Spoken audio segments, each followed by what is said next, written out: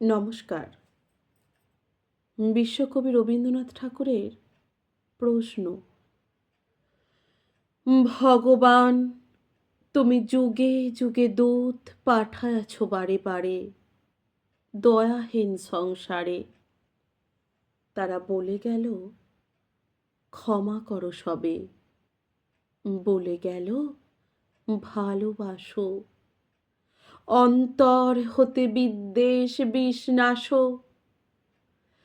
বরণীয় তারা, স্মরণীয় তারা, তবুও বাহির দ্বারে আজি দুর্দিনে ফিরানু তাদের ব্যর্থ নমস্কারে।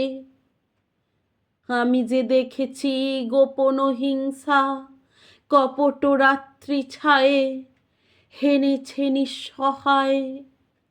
আমি যে দেখেছি প্রতিকারহীন শক্তের অপরাধে বিচারের বাণী নীরবে নিভৃতে কাঁদে।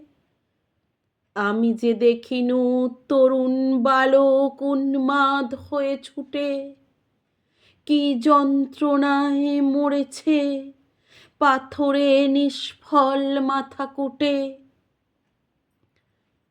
কণ্ঠ আমার রুদ্ধ আজিকে বাসি সঙ্গেই থারা অমাবস্যায় কারা লুপ্ত করেছে আমার ভুবন দুঃস্বপ্নের তলে।